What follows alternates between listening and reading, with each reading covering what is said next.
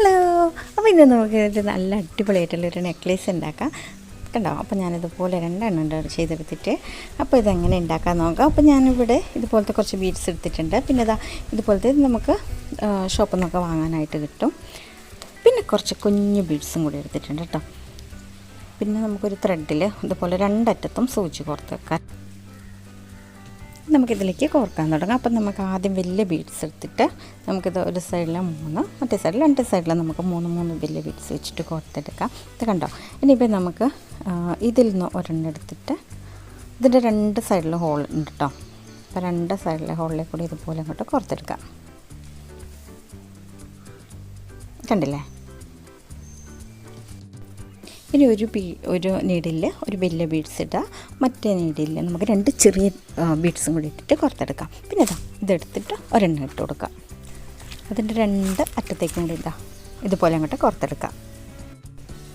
ഇതിങ്ങനെ കോർത്തെടുക്കുമ്പോൾ മാറിപ്പോരുത് കേട്ടോ. വലിയ ബീഡ്സ് ഇടുന്നതിൽ തന്നെ വലിയ ബീഡ്സ് ഇടുക, ചെറിയ ബീഡ്സ് 2 എണ്ണം ഇടുക, പിന്നെ ഇതുപോലെ ഇതും കൂടി കോർത്തെടുക്കുക.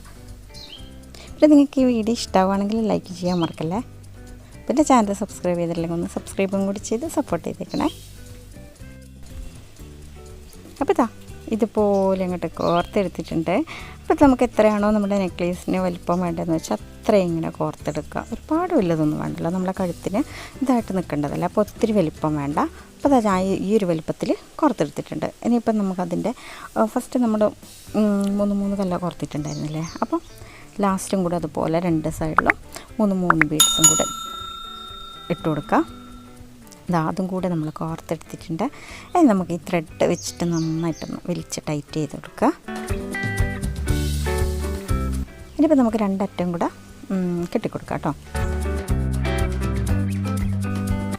അപ്പോൾ കല്ലൊക്കെ നന്നായിട്ട് ഇത് നൂല് വലിച്ച് നല്ല ടൈറ്റ് ചെയ്ത് കൊടുത്ത് കെട്ടാം. അല്ലെങ്കിൽ പിന്നെ ലൂസായി പോകുമ്പോഴത്തേനും കാണാനൊരു ഭംഗി ഉണ്ടാവില്ല. അപ്പോൾ നന്നായിട്ട് അതൊക്കെ ഒന്ന് വലിച്ച് പിടിച്ച് നന്നായി ടൈറ്റായിട്ടൊന്ന് കെട്ടി കൊടുക്കാം. പിന്നെ ഇത് ഇളകി പോകാണ്ടിരിക്കാനായിട്ട്, ഈ ത്രെഡ് അങ്ങോട്ട് ഇളകി പോകാണ്ടിരിക്കാനായിട്ട് ഞാൻ നീഡിൽ വെച്ച് ബീഡ്സിൻ്റെ ഇടയിലേക്ക് കൂടെ കോർത്തിട്ട് ഒന്നും കൂടി കെട്ടി കൊടുക്കുന്നുണ്ട്. അല്ലെങ്കിൽ നമ്മളതിന് ഒരു കൊളുത്തി വെച്ച് കൊടുക്കുന്ന സമയത്ത് പെട്ടെന്ന് നമുക്ക് കെട്ട് ചിലപ്പോൾ ഇളകിപ്പോരും. അപ്പോൾ അതുകൊണ്ട് ഇതുപോലെ അങ്ങോട്ട് കോർത്തെടുത്തിട്ട് നന്നായിട്ടൊന്ന് കെട്ടിക്കൊടുക്കാം.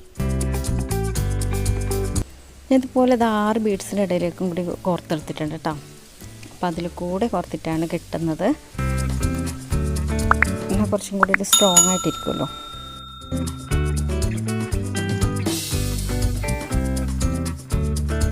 നല്ല ടൈറ്റ് കെട്ടി കൊടുത്തിട്ട് പിന്നെ നമുക്കൊരു ലൈറ്ററോ എന്തെങ്കിലും വെച്ചിട്ട് ഞാനതൊന്ന് ഉരുക്കിയെടുക്കുന്നുണ്ട്.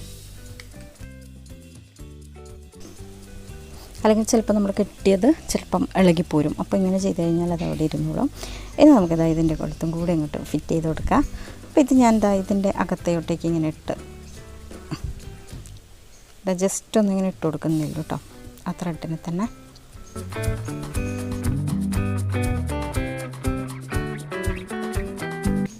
അപ്പോൾ ഫൈനൽ ലുക്ക് എങ്ങനെയുണ്ട്?